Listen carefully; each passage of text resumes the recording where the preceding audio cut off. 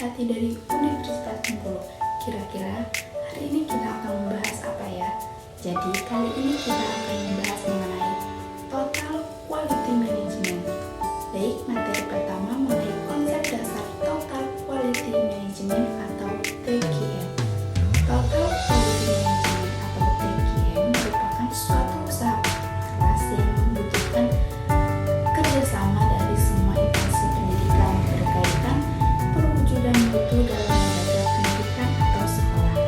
Pada awalnya, Total Quality Management atau TQM berasal dari dunia bisnis dan diterapkan khusus pada dunia perusahaan saja. Tetapi seiring berjalannya waktu, Total Quality Management atau TQM juga diterapkan dalam dunia pendidikan atau sekolah. Kemudian, pengertian Total Quality Management atau TQM. TQM adalah suatu keinginan untuk selalu mencoba mengerjakan segala sesuatu dengan selalu baik. Sejak awal, TQM tidak menyediakan kesempatan untuk memeriksa kalau ada yang salah. TQM bukan mengenai bagaimana cara mengerjakan agenda orang lain, melainkan agenda yang telah ditetapkan oleh pelanggan dan klien. TQM bukanlah sebuah tugas yang hanya dikerjakan manajer senior yang selanjutnya memberikan arahan pada bawahannya. Kata total atau terpadu dalam TQM menegaskan bahwa setiap orang yang berada dalam organisasi harus terlibat dalam upaya melakukan peningkatan secara terus-menerus. Kata manajemen dalam TQM berlaku bagi setiap orang dalam sebuah institusi, apapun status, posisi, atau perannya adalah manajer bagi tanggung jawab masing-masing. Selanjutnya, pemikiran-pemikiran TQM 1. W. Edward Deming 1990-1993, 2. J. Juraini, 3. Arman, 4. Phillips Vickers. Sukses yang telah diraih oleh para ahli dalam bidang ekonomi tersebut banyak mengilhami para ahli dalam bidang pendidikan untuk menerapkan manajemen mutu berdasarkan konsep-konsep tokoh tersebut, walaupun melalui adaptasi teori. Sebab ketika teori manajemen mutu dalam bidang ekonomi diadopsi ke dalam bidang pendidikan, ternyata banyak menimbulkan masalah karena adanya perbedaan karakteristik antara ekonomi, industri, dengan pendidikan. Hal ini menimbulkan kajian menarik di kalangan para pemikir pendidikan untuk mengkaji relevansi manajemen mutu dengan indikator-indikator mutu dalam bidang pendidikan. Atas dasar perbedaan tersebut, perlu dikaji dan dirumuskan model manajemen mutu untuk lembaga-lembaga pendidikan yang sesuai dengan karakteristiknya. Kemudian, implementasi Total Quality Management di lembaga pendidikan. 1. Adanya perbaikan secara terus-menerus. Perbaikan dilakukan senantiasa secara terus-menerus oleh pihak lembaga pendidikan ke arah peningkatan yang lebih baik. 2. Adanya standar mutu. Adanya standar ini bertujuan sebagai dasar atau landasan dalam pengembangan mutu. Dengan adanya standar, lembaga pendidikan berusaha mengembangkan lembaganya. Nah, yang ketiga, adanya perubahan budaya atau kultur. Pada tahap ini, lembaga pendidikan harus pandai-pandai memilih budaya yang baik dan tidak untuk lembaga pendidikan.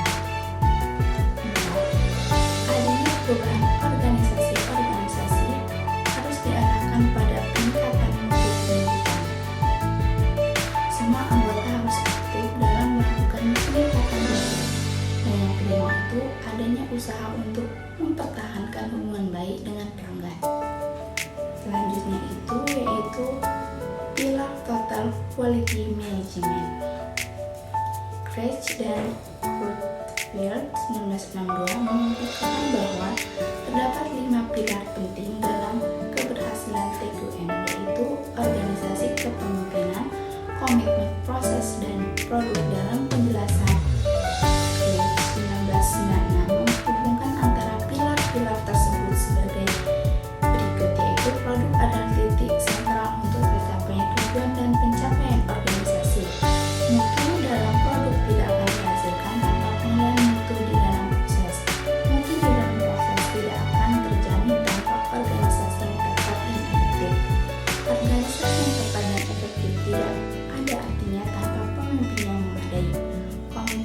semua komponen organisasi dari bawah ke atas merupakan pilar pendukung bagi semua komponen lainnya. Setiap pilar tergantung pada keempat pilar yang lain, dan kalau salah satu lemah dengan sendirinya, pilar yang lain juga lemah. Pada lembaga pendidikan atau sekolah, lulusan merupakan titik pusat tujuan lulusan berkualitas. Tidak mungkin terwujud tanpa proses pendidikan yang bermutu. Proses pendidikan yang bermutu tidak mungkin ada tanpa organisasi sekolahan yang tepat dan efektif. Untuk memajukan organisasi sekolah yang efektif, diperlihatkan pemimpin yang kuat, dan pemimpin itu sendiri harus mendapat dukungan komitmen dari seluruh perangkat sekolah, yaitu guru, staf sekolah. Kemudian, hambatan implementasi total quality management. Di lembaga pendidikan setidaknya terdapat dua faktor yang dapat menjelaskan mengapa upaya perbaikan mutu pendidikan selama ini kurang atau tidak berhasil. Zahra 2013 antara lain yaitu: 1. Strategi pembangunan lebih bersifat input oriented. Strategi yang demikian lebih berstandar pada asumsi bahwa bila mana semua input pendidikan telah dipenuhi, seperti penyediaan buku, alat belajar lainnya, sarana pendidikan, pelatihan guru, dan tenaga pendidikan lainnya, maka secara otomatis lembaga pendidikan atau pendidikan dasar, menengah, dan atas akan dapat menghasilkan output atau keluaran yang menentu sebagaimana yang diharapkan.